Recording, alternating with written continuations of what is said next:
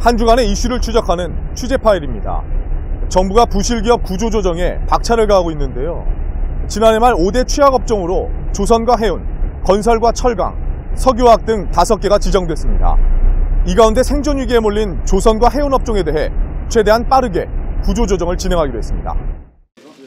정부는 26일 임종영 금융위원장 주재로 제3차 산업경쟁력 강화 및 구조조정 협의체 회의를 열었습니다. 이 자리에서 조선과 해운 업종을 우선 구조조정 대상으로 지정했습니다. 대우조선해양 5조 5천억 원을 비롯해 지난해 사상 최대의 적자를 낸 조선 3사. 이들의 지난해 직원 평균 연봉은 7천만 원을 넘었습니다. 정부는 자체적인 비용 절감 노력 없이는 구조조정이 불가능하다고 판단하고 인력 감축과 고정비용 절감 등 자구 계획을 추가로 주문했습니다. 특히 부채 비율이 4,000%를 돌파한 대우조선에 대해서는 당초 계획보다 훨씬 강도 높은 구조조정을 예고했습니다. 정부와 채권대는 사직생의 각오로 기업 구조조정에 총력을 기울여 나갈 것입니다. 지난해 각각 1,500여 명의 인력을 감축한 현대중공업과 삼성중공업에 대해서도 가능한 모든 자구 방안을 요구하고 집행 상황을 관리하겠다고 밝혔습니다. 현대상선과 한진해운 등 해운사에 대해서는 정부 지원에 앞서 선박 임대료 협상이 우선임을 강조했습니다. 양대 해운사가 지난해 선박 임대료로 지불한 비용은 현대상선 1조 8천여억 원, 한진해운 1조 100억 원 수준.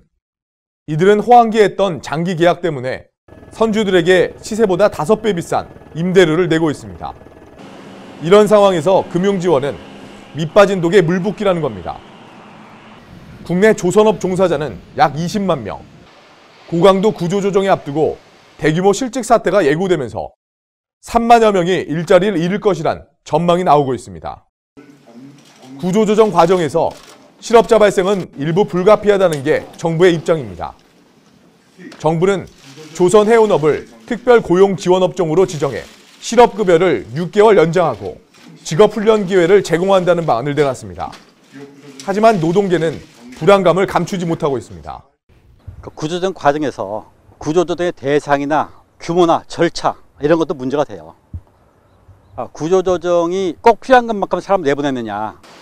게다가 정부가 재취업을 대책으로 내놓은 것이 파견법이어서 비정규직만 양산한다는 반발이 거센 상황입니다. 또 다른 문제는 구조조정에 들어가는 막대한 비용입니다. 정부는 이에 대해 한국은행에 자금을 동원하겠다는 계획입니다. 결국 국민의 세금이 부실기업 구조조정에 쓰이게 되는 겁니다. 이에 따라 경영부실을 초래하고 잘못을 정부와 국민에게 떠넘기는 기업에 대해 도덕적 해이를 질타하는 한편 책임을 물어야 한다는 목소리도 높습니다. 한편 정부는 일각에서 제기되고 있는 조선 3사 간이나 양대 해운사 간의 빅딜과 관련해서는 인위적인 합병은 없다고 못을 박았습니다. 임종영 위원장은 정부 주도의 통폐합은 가능하지도 않고 바람직하지도 않다고 말했습니다. 합병은 추후 기업이 정상화된 이후 민간에서 결정한 일이라고 강조했습니다. 우리 경제의 최대 화두로 떠오른 구조조정. 조선과 해운에서 시작한 구조조정의 여파가 앞으로 어디까지 미칠지 고강도 구조조정이 가져올 후폭풍에 관심이 집중되고 있습니다. 취재 파일이었습니다.